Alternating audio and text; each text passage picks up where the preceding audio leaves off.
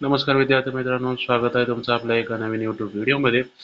या व्हिडिओपासून आपण जी काही डेटा स्ट्रक्चरची सिरीज आहे ती आपण चालू करत आहोत. हे आपलं पहिलं लेक्चर आहे डेटा स्ट्रक्चर सब्जेक्टचं.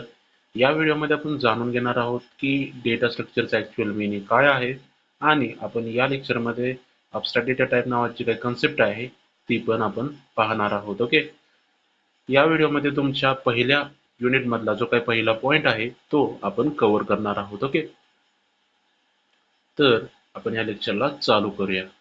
जस्ट मला स्लाइड शो चालू करू दे फ्रॉम बिगिनिंग पासून. ओके, जसं तुम्ही इथं पाहू शकता, आपण या व्हिडिओमध्ये दोन मेन टॉपिक्स पाहणार आहोत. पहिलं म्हणजे डेटा स्ट्रक्चर आणि दुसरं म्हणजे ॲब्स्ट्रॅक्ट डेटा टाइप्स. ओके, तर डेटा स्ट्रक्चर जाणून घ्यायच्या आधी आपल्याला डेटाचं मीनिंग पण माहीत असलं पाहिजे. जर डेटाचं मीनिंग जर आपल्याला माहीत असेल तर आपल्याला डेटा स्ट्रक्चरचं ॲक्च्युअल मीनिंग आपल्याला समजू शकेल. ओके, म्हणून मी इथं डेटाचं एक प्रॉपर एक डेफिनेशन इथं मांडलेले आहे. जस्ट ती डेफिनेशन बघूया, नंतर आपल्या मेन टॉपिकच्याकडे वळूया ज्याचं नाव आहे डेटा स्ट्रक्चर. ओके, तर डेटाचा अर्थ समजून घेऊया पहिल्यांदा. डेटाचा अर्थ काय आहे? Data is a collection of numbers, alphabet and special symbols which are use to represent information. Information represent करण्यासाठी जे काही नंबर, अल्फाबेट किंवा स्पेशल सिम्बॉलचा यूज केला जातो त्याचं कलेक्शन म्हणजे आपला डेटा असतो. ओके, हे तर मला वाटतं तुम्हाला समजलं असेल कारण डेफिनेशन खूप सोपे आहे. ओके, डेटाचा अर्थ काय आहे? डेटा हे कलेक्शन आहे कशाचं? नंबरचं, अल्फाबेटचं, स्पेशल सिम्बॉलचं, ज्याचा यूज केला जातो इन्फॉर्मेशन रिप्रेझेंट करण्यासाठी. ओके, हे तर आपल्याला समजलं की डेटाचं मिनिंग काय आहे. ओके, तर डेटा स्ट्रक्चरचं ॲक्च्युअल मिनिंग काय आहे? ओके, डेटा स्ट्रक्चर म्हणजे काय? The proper arrangement of our data is non as data structure. डेटाची केलेली प्रॉपर मांडणी, प्रॉपर अरेंजमेंट आपल्या डेटाची, त्यालाच काय म्हटलं जातं? डेटा स्ट्रक्चर असं म्हटलं जातं. ओके, हे झालं नॉर्मल डेफिनेशन. ओके, जर टेक्निकल डेफिनेशन जर तुम्हाला म्हणायचं म्हटलं तर बघा, the systematic representation of data in a main memory is non as data structure. Okay, systematic representation आपल्या डेटाचं आपल्या कम्प्युटरच्या मेन मेमरीमध्ये त्याला काय म्हटलं जातं? डेटा स्ट्रक्चर असं म्हटलं जातं. Okay, systematic representation of our data in a main memory is non as data structure. त्याला डेटा स्ट्रक्चर असं म्हटलं जातं. ओके, हे झालं ओव्हरऑल आपल्या डेटा स्ट्रक्चर बद्दल. ओके, डेटा स्ट्रक्चर म्हणजे काय आहे? प्रॉपर अरेंजमेंट आहे आपल्या डेटाची, त्याला काय म्हटलं जातं? डेटा स्ट्रक्चर असं म्हटलं जातं. किंवा आपण असंही म्हणू शकतो systematic representation of data in a main memory is non as data structure. Okay, तुम्हाला जे याच्यामधलं समजते. ओके, सपोज हे समजलं तर तुम्ही हे पण तुमच्या एक्झाममध्ये लिहू शकता, किंवा हे समजलं असेल तरी हे तुम्ही तुमच्या एक्झाममध्ये लिहू शकता. ओके, दोन्ही पण डेफिनेशन प्रॉपर आहे, ते तुमच्या अंडरस्टँडिंग नुसार आहे. ओके, त्यामुळे तुम्ही या दोन्ही पण डेफिनेशन लिहिल्या एक्झाममध्ये तरी तुमचे मार्क्स कट होणार नाहीत. ओके, पहिल्या डेफिनेशन मध्ये काय अर्थ आहे तर बघा, आपल्या डेटाची केलेली प्रॉपर मांडणी आपला डेटा स्ट्रक्चर असतो, किंवा सिस्टमॅटिक रिप्रेझेंटेशन आपल्या डेटाचं कम्प्युटरच्या मेन मेमरीमध्ये, त्याला पण आपण आपलं डेटा स्ट्रक्चर असं म्हणू शकतो. ओके, हे तर आपल्याला समजलं, बरोबर आहे. तर इथं बघा, इथं काय म्हटलेलं आहे? Data can be organised in a different ways to use it efficiently. आता बघा, डेटा स्ट्रक्चरचा यूज करून आपण डेटा तर प्रॉपरली मांडला, बरोबर आहे, डेटा प्रॉपरली मांडला, पण ह्याचा यूज काय होणार आहे? तर जर आपण डेटा स्ट्रक्चर जर आपण सॉरी आपला जो काही डेटा आहे तर तो डेटा जर आपण प्रॉपरली मांडला तर आपल्याला तो जो काही डेटा आहे तो इफिशियंटली यूज करता येतो, बरोबर आहे. जर तुम्ही तुमच्या दैनंदिन जीवनामध्ये तर तुमच्या ज्या काही बुक्स असतात, ओके, कॉलेजची पुस्तकं, जर तुम्ही तुमची जी काही पुस्तकं आहेत ती जर तुम्ही सवयीने ठेवली, ओके, प्रॉपरली अरेंज करून ठेवली, तर तुम्हाला जे पुस्तक ज्या टायमाला पाहिजे, ओके, सपोज तुम्हाला सी लँग्वेजचं बुक पाहिजे असेल आणि ते जर तुम्ही प्रॉपरली ठेवलं नसेल तर ऑब्वियस आहे की तुम्हाला जास्त टाइम लागणार आहे ते बुक सापडायला. पण जर तुम्ही प्रॉपरली अरेंजमेंट करून सगळे बुक्स ठेवल्या असतील, ओके, तर तुम्हाला ते बुक विदिन टाइम, कमी टायमामध्ये तुम्हाला सापडणार आहे. ओके, त्यामुळे तुमचे काय होणार आहे? एफिशियन्सी वाढणार आहे, तुमचं टाइम काय होणार आहे? सेव्ह होणार आहे. ओके, हेच इथं सांगितलेलं आहे, data can be organised in a different way to use it efficiently. आता डेटा आपण ऑर्गनाइज करतोय वेगवेगळ्या मेथड अल्गोरिदमचा यूज करून, जे की प्रोव्हाइड केलेले आहे डेटा स्ट्रक्चरने. ओके, डेटा स्ट्रक्चरचा अल्गोरिदमचा यूज करून आपण काय करतो, डेटा प्रॉपरली ऑर्गनाइज करतो, जेणेकरून आपल्याला तो डेटा इफिशियंटली यूज करता येईल. ओके, त्यासाठी आपण डेटा स्ट्रक्चरचा यूज करतो. तेच इथं म्हटलेलं आहे, डेटा आपण ऑर्गनाइज करतो वेगवेगळ्या मार्गांचा यूज करून, जेणेकरून आपल्याला तो जो काही डेटा आहे तो यूज करता यावा इफिशियंटली. ओके, हे झालं ओव्हरऑल आपल्या डेटा स्ट्रक्चर बद्दल. ओके, तर आपल्या डेटा स्ट्रक्चरची नीड काय आहे ते आपण या स्लाइडमध्ये जाणून घेऊया. ओके, आपला जो काही डेटा स्ट्रक्चर आहे त्याची गरज काय पडलेली आहे. ओके, तर बघा, पहिलं काय आहे, important way of organising information and data in a computer. आपला जो काही डेटा स्ट्रक्चर आहे तो वेगवेगळ्या प्रकारचे वेज प्रोव्हाइड करतो, ज्याचा आपण यूज करून आपला जो काही डेटा आहे तो प्रॉपरली ऑर्गनाइज करू शकतो आपल्या कम्प्युटरमध्ये. ओके, ही झाली पहिली नीड. ऑर्गनायझेशन, डेटाच्या ऑर्गनायझेशन मध्ये आपला डेटा स्ट्रक्चर आपल्याला हेल्प करतो. हे वेगवेगळ्या प्रकारचे मेथड, अल्गोरिदम प्रोव्हाइड करतो, ज्याचा आपण यूज करून आपला जो काही डेटा आहे आपण प्रॉपरली ऑर्गनाइज करतो आपल्या कम्प्युटरमध्ये. ओके, त्याच्यामध्ये आपला डेटा स्ट्रक्चर आपल्याला मदत करतो. हे झालं पहिलं नीड. ओके, दुसरी नीड काय आहे, आपला जो काही डेटा स्ट्रक्चर आहे हे आपल्याला हेल्प करते, हे आपल्याला हेल्प करतो to understand the relationship between data elements. Data element मधलं जे काय रिलेशनशिप आहे ते अंडरस्टँड करण्यासाठी पण आपला डेटा स्ट्रक्चर आपल्याला हेल्प करतो.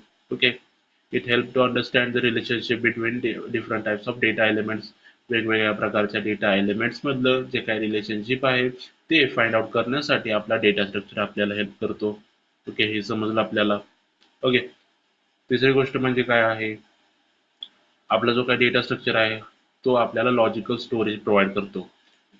It helps to store data in a logical and structured manner. आपला जो काही डेटा आहे तो लॉजिकल आणि स्ट्रक्चर्ड मॅनर मध्ये स्टोर करण्यासाठी आपला जो काही डेटा स्ट्रक्चर आहे आपल्याला हेल्प करतो.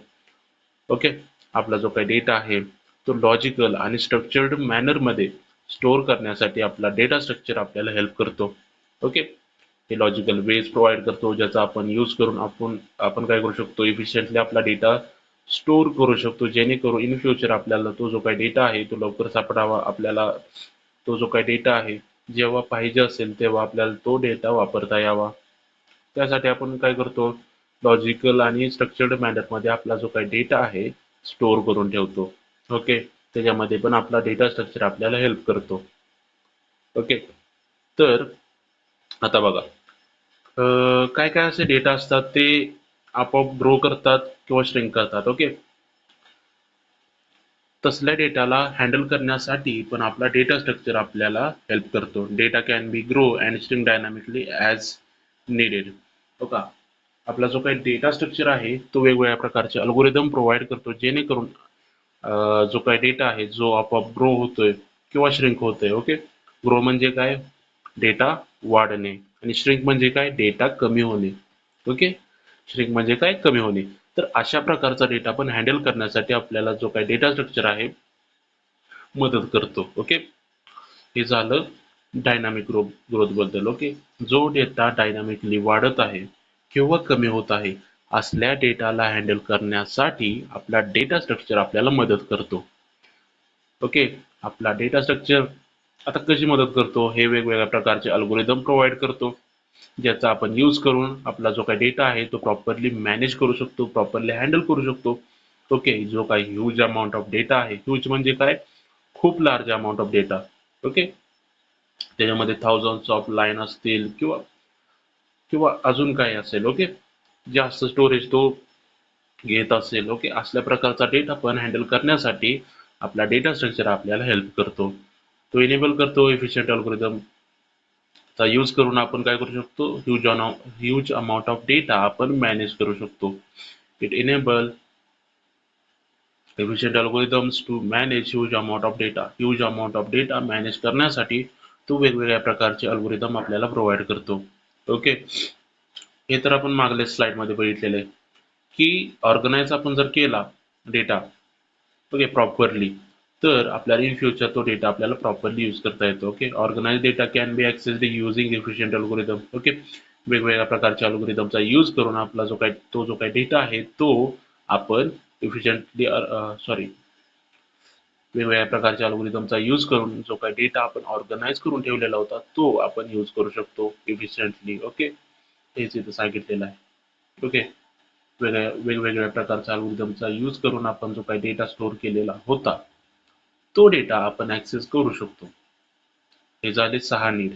पहिला नीड काय आहे, तो ऑर्गनायझेशन मध्ये हेल्प करतोय आपल्या डेटाच्या. ओके, तो वेगवेगळ्या प्रकारचे वेज प्रोव्हाइड करतोय ज्याचा आपण यूज करून काय करू शकतो, जी काय इन्फॉर्मेशन आहे किंवा डेटा आहे तो प्रॉपरली ऑर्गनाइज करू शकतो आपल्या कम्प्युटरमध्ये. दुसरी गोष्ट आपण जी काय बघितली, तर आपला डेटा स्ट्रक्चर आपल्याला हेल्प करतोय to understand the relationship between different types of data elements. वेगवेगळ्या प्रकारच्या डेटा एलिमेंट्स मधलं जे काय रिलेशनशिप आहे ते फाइंड आउट करण्यासाठी पण आपला डेटा स्ट्रक्चर आपल्याला हेल्प करतो. आपला data structure logical storage provide करतो ज्याचा आपण यूज करून काय करू शकतो, आपला जो काही डेटा आहे तो स्ट्रक्चर्ड मॅनर मध्ये स्टोअर करू शकतो. ओके, जो डेटा डायनामिकली ग्रो होत आहे किंवा श्रिंक होत आहे म्हणजे कमी होत आहे त्या प्रकारचा डेटा सकट हँडल करण्यासाठी आपला जो काही डेटा स्ट्रक्चर आहे आपल्याला हेल्प करतो. आपला डेटा स्ट्रक्चर वेगवेगळ्या प्रकारचे अल्गोरिदम प्रोव्हाइड करतो to manage huge amount of data. Huge amount of data manage करण्यासाठी आपला डेटा स्ट्रक्चर वेगवेगळ्या प्रकारचे अल्गोरिदम प्रोव्हाइड करतो. तसेच आपला जो काही डेटा आहे ऍक्सेस करण्यासाठी पण वेगवेगळ्या प्रकारचे अल्गोरिदम प्रोव्हाइड करण्याचं काम आपला डेटा स्ट्रक्चर करतो. Organise data can be accessed using efficient algorithm. जो काय ऑर्गनाइज केलेला डेटा होता तो ऍक्सेस करण्यासाठी पण आपला डेटा स्ट्रक्चर आपल्याला हेल्प करतो. हे झालं आपलं need of data structure. Okay, 6 need आहे. तुम्ही 6च्या 6 जर एक्झाम मध्ये लिहिल्या तरी चालतील. या नीड खूप सोप्या आहेत टू रिमेंबर. ओके, बुक मध्ये तर ह्याच्यापेक्षा अवघड असतं. ओके, तर दुसरा पॉइंट बघूया आपला जो की मेन पॉइंट आहे. What is the meaning of abstract data type. Abstract data टाइपचा ऍक्च्युअली अर्थ काय आहे ते आपण जाणून घेणार आहोत. ओके, तर बघा, abstract data type is a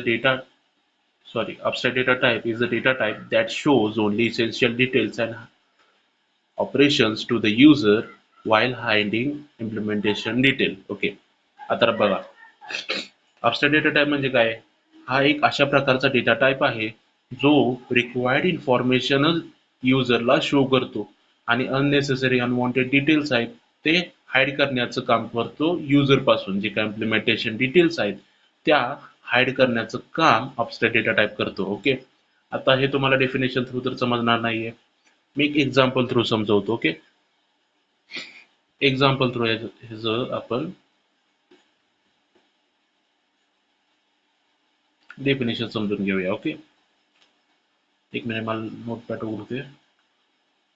okay, हा जो काय मी प्रोग्राम आहे तो आधीच करून ठेवलेला होता जेणेकरून आपल्याला जेव्हा ही कन्सेप्ट येईल तेव्हा आपल्याला पटकन आपला जो काय वेळ आहे तो जास्त वाया घालवायला नको म्हणून मी आधीच टाईप करून ठेवलेला होता हा प्रोग्राम. बघा, तर हा एक सिंपल सी लँग्वेजचा प्रोग्राम आहे ज्याच्यामध्ये आपण ऍडिशन ऑपरेशन परफॉर्म केलेलं आहे. ओके, तर बघा, जर मी तुम्हाला हा प्रोग्राम एक्सप्लेन करायला सांगितला तर तुम्ही काय म्हणाल, आपण stdio.htr फाईल घेतलेली आहे, conio.htr फाईल घेतलेली आहे इथं. ओके, void main हे मेन फंक्शन आपण इथं घेतलेलं आहे, त्याच्या आतमध्ये आपण इंट ह्या डेटा टाइपचा यूज करून 3 व्हेरिएबल डिक्लेअर केलेले आहेत. ओके, त्याच्यामध्ये ए, बी आणि सी आहेत. ओके, ए वरती मी 10 व्हॅल्यू टाकलेली आहे. ओके, बी वरती 20 व्हॅल्यू टाकलेली आहे. ओके, बी वरती 20 व्हॅल्यू टाकलेली आहे आणि सी वरती कोणतीच व्हॅल्यू मी टाकलेली नाहीये. ओके, त्यानंतर ना आपण क्लिअर स्क्रीन घेतलं, नंतर ना सी वरती ए प्लस बी केलं जेणेकरून आपल्या ए आणि बी ची ऍडिशन व्हावी आणि त्याचा जो काही रिझल्ट आहे तो सी वरती स्टोअर व्हावा. नंतर आपण काय केलं, सी ला डिस्प्ले केलं आणि आपलं काय इथं काय झालं, टर्मिनेशन झालं आपल्या लूपचं. ओके, लूपचंच म्हणतोय, आपल्या प्रोग्रामचं. ओके, टर्मिनेशन इथं झालं. बघा, हे तुम्ही एक्सप्लेन कराल. ओके, तुम्हाला या प्रोग्राम मधलं काय माहित आहे. ओके, ए हा व्हेरिएबल इंटिजर टाइपची व्हॅल्यू होल्ड करतोय, इंटिजर टाइपची व्हॅल्यू ए हा स्टोअर करू शकतो. ओके, बी हा व्हेरिएबल इंटिजर टाइपची व्हॅल्यू स्टोअर करू शकतो आणि सी हा व्हेरिएबल पण इंटिजर टाइपची व्हॅल्यू स्टोअर करू शकतो. ओके, इथं ए आणि बी चं ऍडिशन झालेलं आहे हे आपल्याला माहिती आहे, पण हे ऍडिशन इंटरनली कसं परफॉर्म झाले आपल्याला माहिती आहे का? ओके, आपल्याला इथं काय माहित आहे या डेफिनेशन नुसार?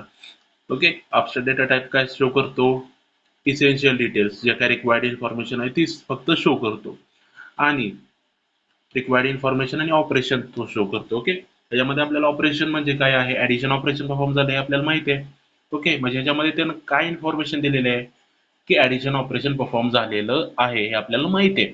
पण तो काय करतोय, हाईड करतोय implementation detail. Okay, implementation detail जसं की इथं बघा, ए आणि बी वरती व्हॅल्यू स्टोअर केलेली आहे हे आपल्याला माहिती आहे. ओके, पण ती व्हॅल्यू इंटरनली कशी स्टोअर झालेली आहे? ओके, मेमरीमध्ये ऍक्च्युअली ती व्हॅल्यू कशी स्टोअर झालेली आहे आणि ऍक्च्युअली ऍडिशन इंटरनली कसं परफॉर्म झालेलं आहे हे आपल्याला माहिती आहे का? नाही माहिती आहे. बरोबर आहे. हे आपल्याला माहिती आहे का? नाही माहिती आहे. आपल्याला काय माहिती आहे की इथं ऍडिशन ऑपरेशन परफॉर्म होणार आहे. त्याचा ऍक्च्युअल रिझल्ट पण आपल्याला माहिती आहे की इंटिजर हा रिझल्ट येणार आहे, जो की 30 आहे. ओके, ऍडिशन ऑपरेशन परफॉर्म झालेलं आहे हे आपल्याला माहिती आहे. पण ते ऍक्च्युअली ऍडिशन ऑपरेशन कसं परफॉर्म होतं आपल्या मेमरीमध्ये हे आपल्याला माहिती आहे का? नाही माहिती आहे. तोच अर्थ आहे आपल्या अबस्ट्रॅक्ट डेटा टाइपचा. अबस्ट्रॅक्ट डेटा टाइप आपल्याला काय शो करतो? इसेन्शियल डिटेल्सच शो करतो, ज्या की रिक्वायर्ड इन्फॉर्मेशन आहेत तेच आपल्याला शो करतो, आणि कोणकोणते ऑपरेशन परफॉर्म होत आहे तेच फक्त आपल्याला शो करतो, आणि हाईड करतो इम्प्लिमेंटेशन डिटेल. ऍक्च्युली जे काय इम्प्लिमेंटेशन होतं इंटरनली ते इम्प्लिमेंटेशन डिटेल हाईड करण्याचं काम करतो. हे आपल्याला समजलं. अजून एक उदाहरण देतो. ओके, हा आपला कॅल्क्युलेटर आहे. ओके, ह्याच्यामध्ये 1 एक मिनिट 1 प्लस 1 क्लिक केल्यानंतर इज इक्वल टू दाबल्यानंतर 2 येतं. ओके, हे आपल्याला माहिती आहे. तर आपल्याला फक्त हा युजर इंटरफेस दिसतोय, पण ऍक्च्युअली हे इंटरनली कसं परफॉर्म करतंय ते ऍडिशन ऑपरेशन आपल्याला माहिती आहे का? नाही माहिती आहे. ओके, ते झालं आपलं अबस्ट्रॅक्ट डेटा टाइप. आता अबस्ट्रॅक्ट डेटा टाइप कोणकोणते असतात? इंट, फ्लोट, कॅरेक्टर, जे काही तुम्ही आतापर्यंत शिकत आलेला आहात. सी लँग्वेज मध्ये तुम्ही बघितलं इंट, फ्लोट, कॅर.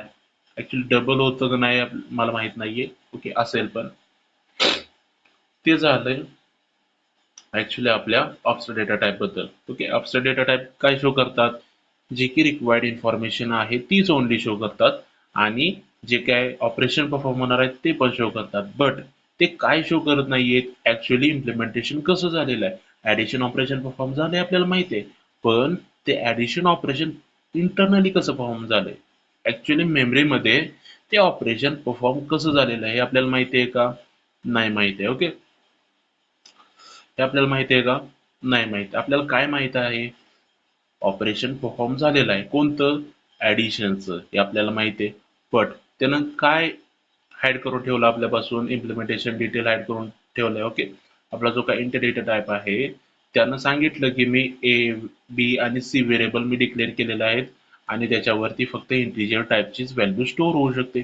बट इथं आपल्याला माहित होतं का की इंट या डेटा टाइपचा वापर करून जे की आपण व्हेरिएबल डिक्लेअर केलेले आहेत त्याच्यामध्ये ऍक्च्युली व्हॅल्यू इम्प्लिमेंटेशन त्याचं कसं होतं, ऍक्च्युली तिची काय व्हॅल्यू आहे ती स्टोरेजमध्ये कशी स्टोअर होते आपल्याला माहित होतं का? नाही माहित आहे. तेच तोच अर्थ झाला आपल्या अबस्ट्रॅक्ट डेटा टाइपचा.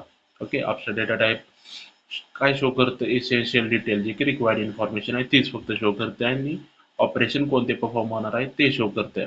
ऍक्च्युअली इम्प्लिमेंटेशन डिटेल ते शो करते का?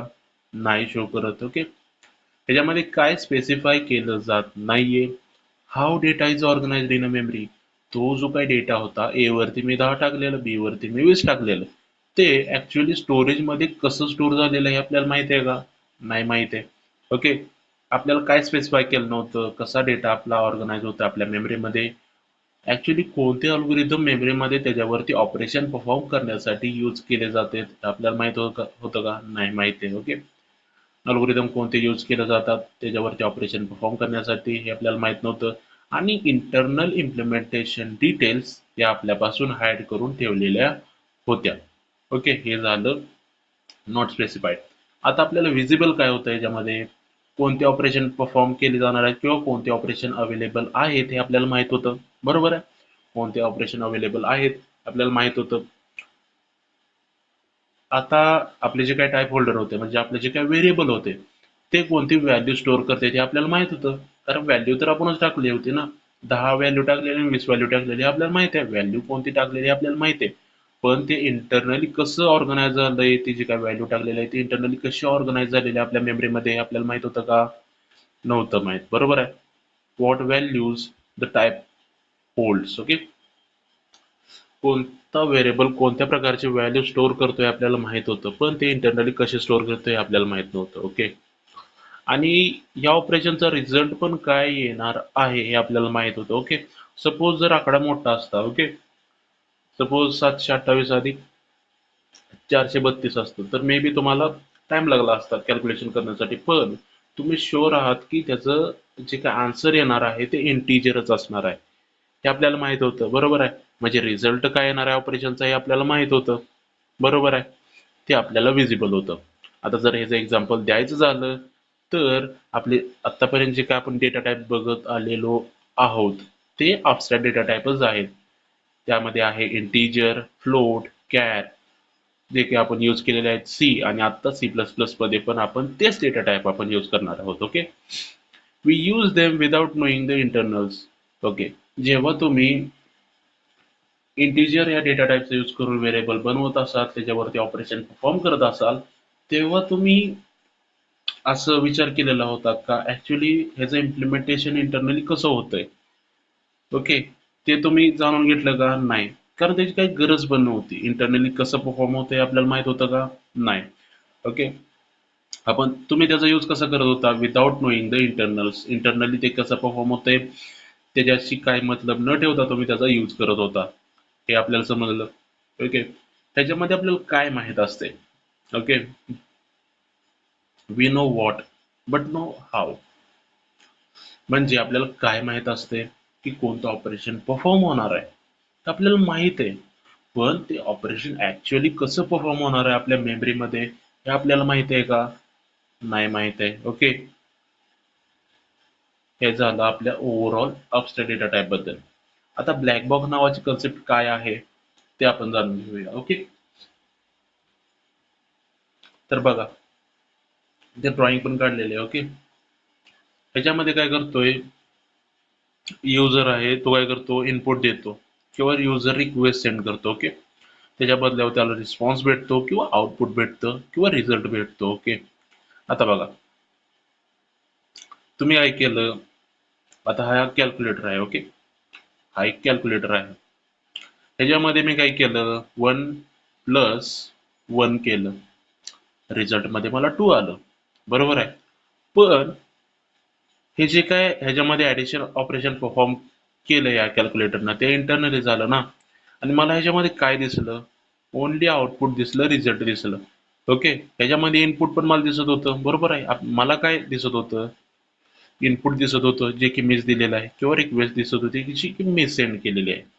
ह्याच्यामध्ये जे काय आउटपुट आहे जे की त्यानं पाठवलेलं आहे बाय परफॉर्मिंग द ऑपरेशन, जे की हिडन आहेत. ओके, जे काही ऑपरेशन इंटरनेट परफॉर्म होते ते हिडन आहेत, त्यामुळेच याला ब्लॅक बॉक्स म्हटलं जातं. ओके, जो काय ब्लॅक बॉक्स असतो त्याच्या आतलं आपल्याला दिसत नाही, जे काय ऍक्च्युली जे काय इंटरनली जे काय अल्गोरिदम यूज केले जात आहेत ऑपरेशन परफॉर्म करण्यासाठी, मेमरी अलोकेट केले जाते टू स्टोअर व्हॅल्यूज जे की युजरने इनपुट केलेले आहेत. ओके, युजरने दिलेले आहेत त्या व्हॅल्यू स्टोअर करण्यासाठी त्याला मेमरी अलोकेट केली जाते, त्याच्यावरती ऑपरेशन परफॉर्म केलं जातं जे की युजरनं रिक्वेस्ट केलेलं आहे. ओके, माझी रिक्वेस्ट काय होते इथं की ऍडिशन ऑपरेशन मला परफॉर्म करायचं आहे या 2 व्हॅल्यूवरती.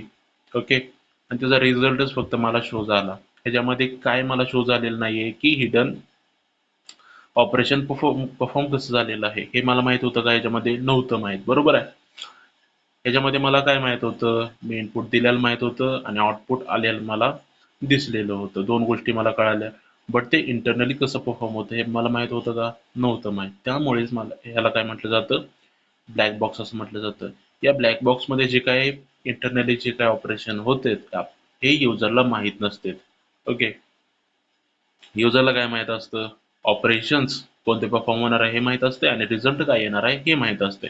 पण ह्याच्यापासून हिडन काय असतं या, तर मेमरी कशी अलोकेट केली जाते, त्यानं इनपुट केलेले जे काही व्हॅल्यू आहेत त्याला जी काय मेमरी आहे ती कशी अलोकेट केलेली आहे, त्याच्यावरती ऑपरेशन परफॉर्म करण्यासाठी जे काय अल्गोरिदम यूज केलेले आहेत ते पण त्याला माहित नसतं. ओके, या दोन गोष्टी हिडन होत्या ह्याच्यामध्ये. तर आता आपण जाणून घेऊया की ब्लॅक बॉक्स नावाची अबस्ट्रॅक्शन नावाची कन्सेप्ट काय आहे. ओके, आता ऍक्च्युली पहिल्यांदा जाणून घेऊया की अबस्ट्रॅक्ट या वर्डचा ऍक्च्युली मिनिंग काय आहे. ओके, एडीटीला काय म्हटलं जातं, अबस्ट्रॅक्ट असं म्हटलं जातं because it shows only essential detail. जे काय गरजेची जी काय माहिती आहे तेच ओनली ते शो करते. Okay, it shows only essential details and hide unnecessary unwanted details from the user is non as abstract data type. मगाशीच आपण डेफिनेशन बघितले. ओके, एडीटी काय शो करते, एडीटीचा अर्थ काय आहे, अबस्ट्रॅक्ट अर्थ आहे त्याचा. Okay, because it shows only essential detail. जे काय रिक्वायर्ड इन्फॉर्मेशन आहे तीच फक्त शो करण्याचं काम आपला अबस्ट्रॅक्ट डेटा टाईप करतो. ओके, हे झालं. It hide unwanted and internal implementation detail from the user. Okay, हे काय करतं, या इंटरनल इम्प्लिमेंटेशन जे काही होतंय इंटरनली ते हाईड करण्याचं काम करते. Okay, from the user. हे झालं. The process of showing essentials and hiding internal, त्यालाच काय म्हटलं जातं, अबस्ट्रॅक्शन असं म्हटलं जातं. म्हणजे जे काही रिक्वायर्ड आहे ते फक्त शो करणे आणि हाईड करणे इंटरनली जे काय ऑपरेशन कसे परफॉर्म होते ते, त्यालाच काय म्हटलं जातं, अबस्ट्रॅक्शन असं म्हटलं जातं. Okay, user knows only what the data type does. Okay, त्याला काय माहित असतं युजरला, आपल्या हा जो काही डेटा टाईप आहे तो नेमकं काय करतोय हे युजरला माहित असते. पण तो इंटरनली कसा वर्क करतोय हे त्याला माहित असते का, नसते माहित. ओके, हे झालं ओव्हरऑल आपल्या अबस्ट्रॅक्शन बद्दल, की अबस्ट्रॅक्शन म्हणजे नेमकं काय असतं. ओके, एक क्विक रिकॅप घेऊया. ओके, जेणेकरून तुमचं सगळं रिवाइज व्हावं. ओके, तर बघा, पहिली गोष्ट आपण काय बघितली, डेटाचं ऍक्च्युअल मिनिंग काय आहे. ओके, डेटा म्हणजे काय आहे, कलेक्शन आहे नंबरचं, अल्फाबेटचं, स्पेशल सिम्बॉलचं, ज्याचा यूज केला जातो to represent and information represent करण्यासाठी. जे की नंबर, अल्फाबेट, स्पेशल सिम्बॉल ज्याचा यूज केला जातो त्याचंच कलेक्शन म्हणजे आपला डेटा असतो. हे झालं डेटाबद्दल. नंतर आपण बघितलं आपला मेन पॉईंट, ज्याचं नाव आहे डेटा स्ट्रक्चर. डेटा स्ट्रक्चर म्हणजे काय आहे, प्रॉपर सिस्टमॅटिक अरेंजमेंट आपल्या डेटाची आपल्या कम्प्युटरच्या मेन मेमरीमध्ये. ओके, त्याला काय म्हटलं तर डेटा स्ट्रक्चर असं म्हटलं जातं. ओके, आणि जर आपण डेटा प्रॉपरली ऑर्गनाइज केला तर आपल्याला तो जो काही डेटा आहे तो आपल्याला इफिशियंटली यूज करता पण येतो. त्यामुळेच आपण डेटा प्रॉपरली स्टोअर केलेला होता. ओके, हे झालं आपल्या ओव्हरऑल डेटा स्ट्रक्चर बद्दल. हे समजलं आपल्याला. आता गरज काय आहे डेटा स्ट्रक्चरची. ओके, पहिली गोष्ट म्हणजे ते लॉजिकल स्टोरेज प्रोव्हाइड करते. ओके, लॉजिकल स्टोरेज प्रोव्हाइड करते जेणेकरून आपला जो काही डेटा आहे तो आपण प्रॉपरली हँडल करू शकतो. नंतर ना हे डायनामिकली ग्रोथ आणि श्रिंक होणारा डेटा पण हँडल करण्यासाठी मदत करते. हे एफिशियंट अल्गोरिदम प्रोव्हाइड करते ज्याचा आपण यूज करून काय करू शकतो, आपला जो काही ह्यूज अमाऊंट ऑफ डेटा आहे तो प्रॉपरली आपण हँडल करू शकतो. ओके, इफिशियंटली जो काही डेटा आहे तो ऍक्सेस करू शकतो आणि आपण डेटा मधलं रिलेशनशिप फाइंड आउट करण्यासाठी पण आपण डेटा स्ट्रक्चरचा तिथं यूज करू शकतो. ओके, नंतर आपण अबस्ट्रॅक्ट डेटा टाईप नावाची कन्सेप्ट बघितली. त्याच्यामध्ये आपण काय बघितलं, defines a type by values and operations but not by its implementation. Okay, ह्याच्यामध्ये आपल्याला इम्प्लिमेंटेशन डिटेल माहीत असतात का, नाही माहीत. ओके, आपल्याला जे काही इम्प्लिमेंटेशन डिटेल्स आहेत ते आपल्याला माहीत नसतात. बट आपल्याला काय माहीत असते, तो जो काही व्हेरिएबल डिक्लेअर केलेला आहे तो कोणत्या प्रकारची व्हॅल्यू स्टोअर करतोय किंवा होल्ड करतोय, किंवा आपल्याला काय माहित असतंय त्याच्यामध्ये कोणतं ऑपरेशन परफॉर्म होणार आहे हे पण आपल्याला माहित असते. ओके, हे झालं ओव्हरऑल आपल्या अबस्ट्रॅक्ट डेटा टाईप बद्दल. ओके, एक जर सिम्पलची डेफिनेशन जर म्हणायचं झालं आपल्या अबस्ट्रॅक्ट डेटा टाईप बद्दल तर ती काय असेल, abstract data type means to show only essential किंवा required information and hide unwanted details from the user. म्हणजे युजरला जे काय गरजेचं आहे तेच तेवढं त्याला दाखवणे आणि त्याला जे काही गरजेचं नाही आहे, ओके, त्याला जी काही इन्फॉर्मेशन गरजेची नाही आहे ती इन्फॉर्मेशन युजर पासून हाईड करून ठेवणे, त्याला आपण काय म्हणू शकतो, अबस्ट्रॅक्ट डेटा टाईप असं म्हणू शकतो. नंतर आपण अबस्ट्रॅक्शनचं ऍक्च्युअल मिनिंग पाहलो. ओके, आपण काय बघितलं, अब्स्ट्रॅक्शनचं ऍक्च्युअल मिनिंग काय आहे. To show only essential details and hide internals. Okay, ते आपण बघितलं. त्यामध्ये आपण ब्लॅक बॉक्स नावाची कन्सेप्ट पण बघितली. ओके, तर व्हिडिओ आपला आवडला असेल तर लाईक करा, आपल्या चॅनलला सबस्क्राईब करा आणि आपल्या जे काही लेक्चर आहे त्याचं बेनिफिट तुमच्या मित्रांना पण व्हावं. ओके, तुम्हाला पण काहीतरी पुण्य मिळावं त्यांच्याकडून, म्हणून आपल्या लेक्चरला तुमच्या मित्रांपर्यंत पण शेअर करा. ओके, हे झालं आपलं पहिलं लेक्चर, इथं समाप्त झालंय. ओके, आपण नेक्स्ट लेक्चरमध्ये टाइप्स ऑफ डेटा स्ट्रक्चर आपण पाहणार आहोत. ओके,